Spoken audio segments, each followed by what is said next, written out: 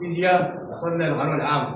هذه مسألة القانون العام في المرايا الكبرية. تقول وضع الجسم أمام مرآة مقعرة وتكونت له صورة حقيقية مكبرة مرتين، وعندما قرب نحو المرآة مسافة 10 سنتيمتر تكونت له صورة تقديرية مكبرة مرتين أيضا.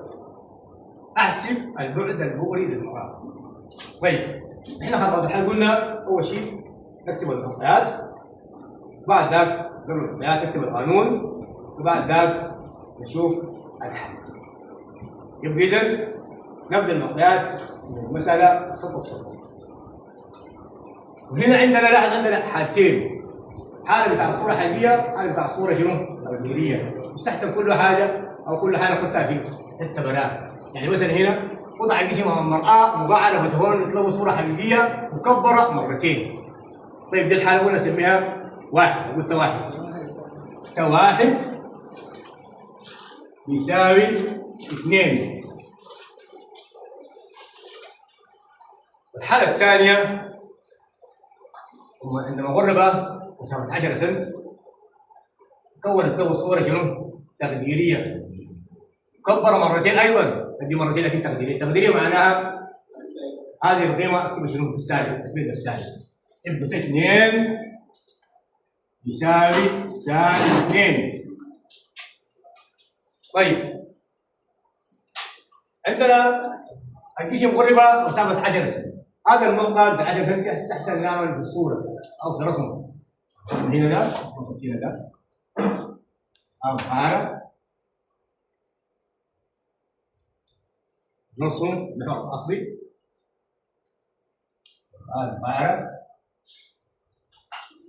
حدد فيه قطب المرآة قاف والبؤرة ومركز التكون.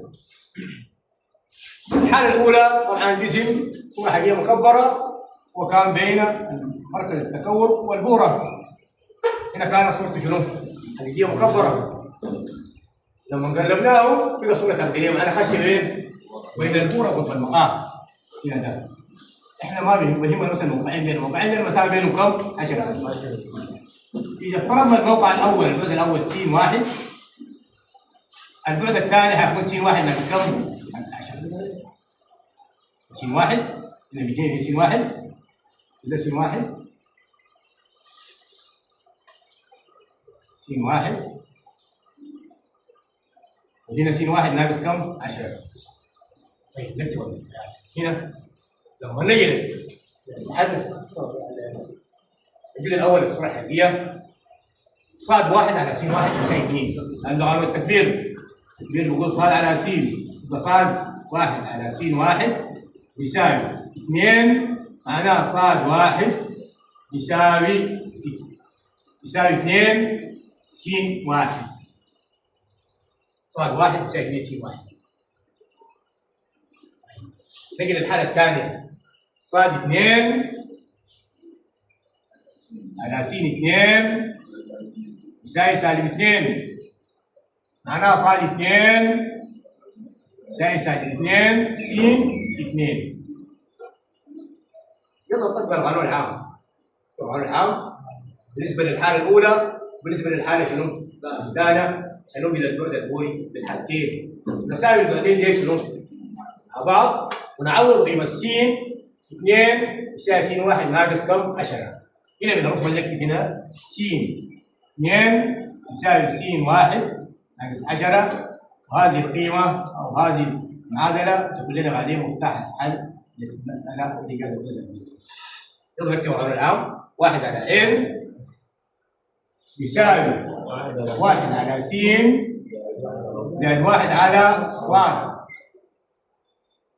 طيب لما اقول 1 على عين هنا بعوض س واحد صاد واحد، اقول 1 على عين يساوي 1 على س واحد زائد 1 على 2 س واحد.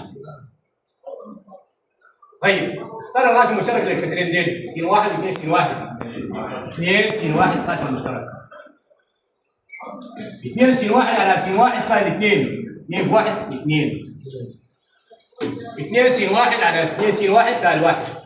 في واحد معناها زائد واحد. 2 زائد 1 بكم؟ 3. يبقى 1 على n يساوي 3 على 2 سين 1. طيب نقلب الطرفين عشان نوجد n. n بيساوي 2 سين 1 على 3. يلا ندخل جانب معنا. اجي اوجد n بالطريقه الثانيه. الصوره التقديريه لما قررناها 10 سنه. برضه اعمل نفس الفكره.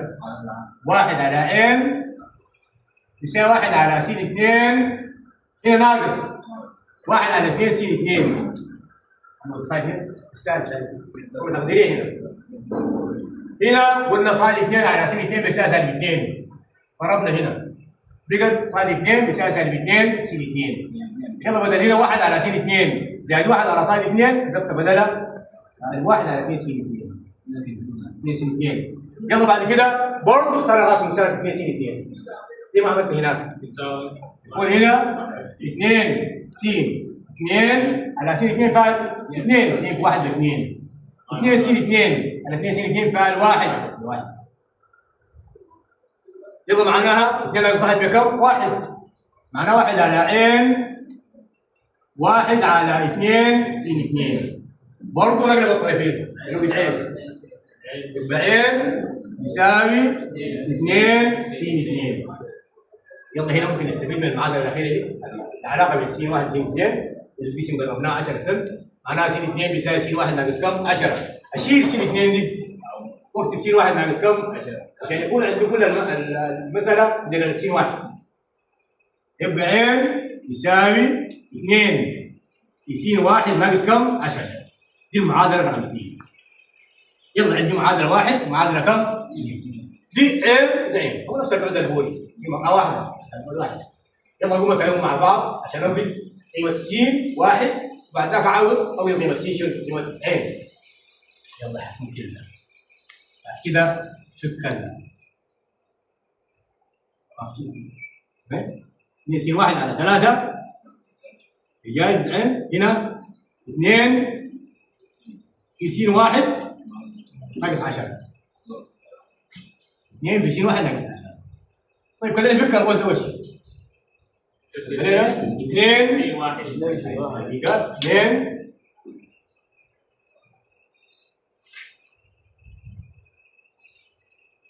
2 س 1 على 3 يساوي 2 س 1 ناقص 10 ب 2 20. تخلص من 3 تضرب الطرفين في 3.